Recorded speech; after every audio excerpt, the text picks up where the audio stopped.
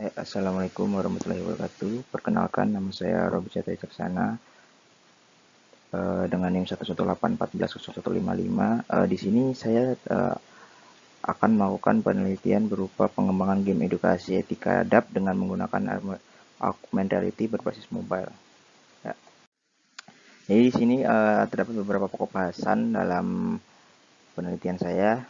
Yang pertama yaitu pada bab 1 terdapat latar belakang, identifikasi masalah, rumusan masalah, tujuan penelitian, batasan masalah, sistematika penulisan. Lalu pada bab kedua terdapat tinjauan pustaka, yang mana terdapat tinjauan pustaka, tinjauan studi. Lalu pada bab ketiga terdapat metodologi penelitian, yang di dalamnya terdapat metode pengumpulan data, tahapan penelitian, analisis masalah, kebutuhan analisis sistem, use case diagram, dan juga activity diagram. Yang pertama terdapat latar belakang. Jadi latar belakang ini dari latar belakang dari penelitian ini dilandasi oleh pendidikan yang saat ini penting kan untuk kelanjutan hidup manusia, yang sebagai modal untuk menjadi lebih baik lagi ke depannya. Dalam perjalanan waktu pendidikan juga harus diiringi dengan pembelajaran etika dan adab. Semakin lama yang saya rasakan sekarang ini semakin berkurang etika dan adab setiap generasi ke depannya, khususnya di Indonesia. Maka dari itu, pentingnya pembelajaran etika dan adab yang ada sekarang juga hanya berfokus pada pengenalan saja, tidak sampai level pengimplementasian lebih lanjut. Beberapa faktor yang mempengaruhi perilaku etika dan adab anak-anak sekarang ini karena adanya orang tua yang memberikan akses penuh gadget kepada anak-anak tanpa pengawasan, sehingga informasi yang didapat oleh mereka sangat beragam dan tidak terkendali. Hal ini berpotensi dengan mereka menerima konten-konten negatif dari internet.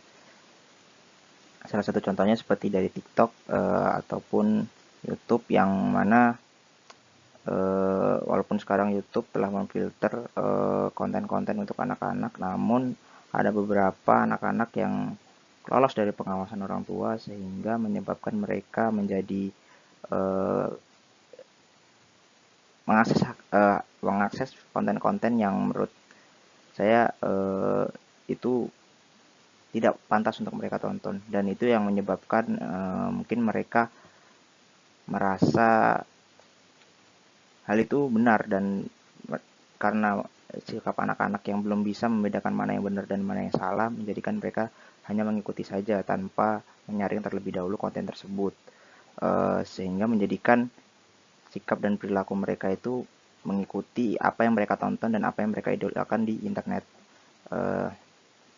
Salah satu contohnya pengaruh dari game online yang sekarang ini sudah beredar di smartphone dan juga tidak hanya di komputer saja, namun juga smartphone. Salah satunya Free Fire itu sekarang ini yang saya lihat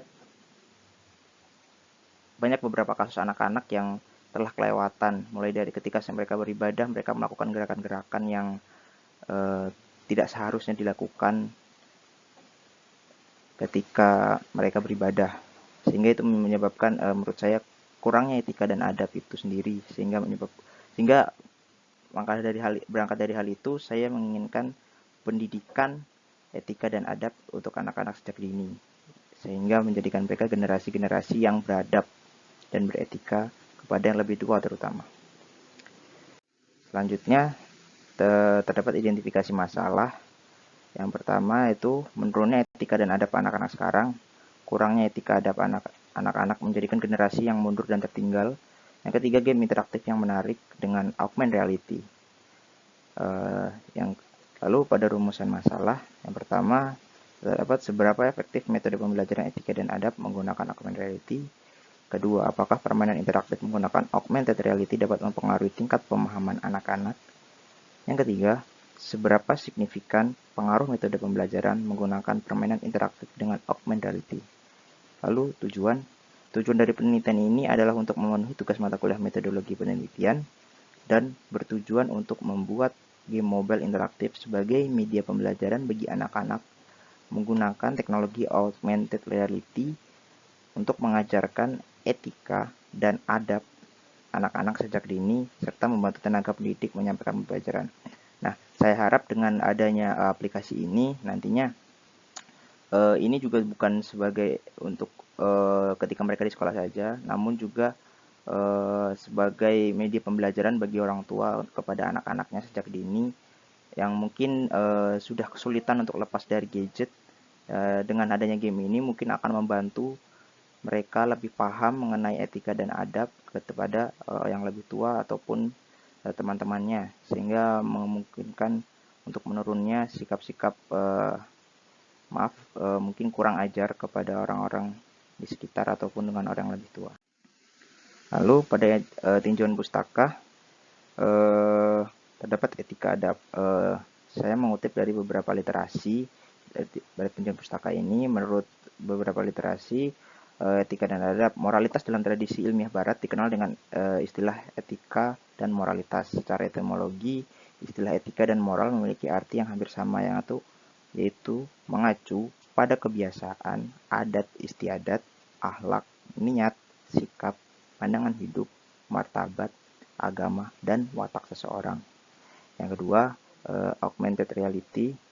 Augmented reality atau AR merupakan teknologi yang memungkinkan real-time perpaduan konten digital yang dihasilkan komputer dengan dunia nyata dan memungkinkan untuk pembuatan jenis antarmuka yang pengguna baru yang lebih menarik. Lalu yang ketiga terdapat cerita interaktif. Buku cerita merupakan salah satu media yang paling disukai oleh anak-anak, terutama yang memiliki ilustrasi dan sedikit permainan. Contohnya buku interaktif yang melibatkan anak, maka anak akan merasa berada dalam cerita. Lalu selanjutnya metodologi penelitian. Pertama terdapat data. Data didapatkan dari wawancara. Wawancara ini kita melibatkan dari beberapa narasumber seperti guru dan juga orang tua. Untuk guru sendiri, kita mewawancarai guru-guru yang berkompeten dan yang mengampu mata kuliah etika dan adab. Lalu observasi. Pada observasi ini dilakukan analisis dari kegiatan-kegiatan anak-anak yang saya amati. Lalu juga literasi perpustakaan. Literasi ini didapatkan dari beberapa sumber seperti jurnal, artikel, buku, dan sebagainya yang masih berkaitan dengan penelitian-penelitian ini. Yang kedua, lalu kebutuhan analisis sistem. Nah, kebutuhan analisis sistem ini terdapat perangkat. Yang pertama terdapat perangkat lunak. Perangkat lunak sendiri ini yang dibutuhkan adalah aplikasi-aplikasi pendukung untuk pembuatan dan pengembangan aplikasi permainan mobile tersebut. Salah satu contohnya yaitu Unity 3D sebagai software atau perangkat lunak yang mengolah atau membuat data atau membuat aplikasi untuk mengolah augmented reality tersebut. Yang kedua terdapat Blender 3D. Nah, Blender 3D ini digunakan untuk membuat karakter-karakter 3 dimensi agar permainan yang akan dimainkan oleh anak-anak lebih menarik dan diminati oleh anak-anak. Di sini juga terdapat mungkin beberapa aset-aset seperti gambar-gambar atau karakter-karakter tersebut. Lalu terdapat Viewvira SDK ya. Viewvira SDK ini nantinya sebagai jembatan untuk menampilkan data atau menampilkan karakter ke dalam aplikasi. Lalu yang ketiga terdapat Adobe Illustrator yang itu digunakan untuk membuat aset-aset atau membuat media sebagai media yang untuk men-scan buku atau membuat buku yang dapat di-scan dengan augmented reality tersebut agar memunculkan karakter-karakter 3D tersebut ke dalam smartphone ataupun seperti berada di dalam dunia nyata menggunakan kamera-kamera smartphone. Lalu Yang ketiga, sistem operasi. Sistem operasi yang dibutuhkan pada aplikasi ini minimal yaitu Android dengan versi 4.1 yaitu Jelly Bean. Lalu yang kedua terdapat perangkat keras. Nah, perangkat keras ini dibutuhkan hanya beberapa saja, seperti yang pertama yaitu laptop ataupun komputer yang digunakan untuk pengembangan dan juga pembuatan aplikasi tersebut. Lalu yang kedua terdapat smartphone. Nah, smartphone ini digunakan untuk melakukan pengujian pada aplikasi tersebut menggunakan kamera yang terdapat pada smartphone tersebut. Mungkin sekian presentasi dari saya. Kurang lebihnya mungkin saya mohon maaf. Saya Heri, wabillahi taufiq walhidayah. Assalamualaikum warahmatullahi wabarakatuh.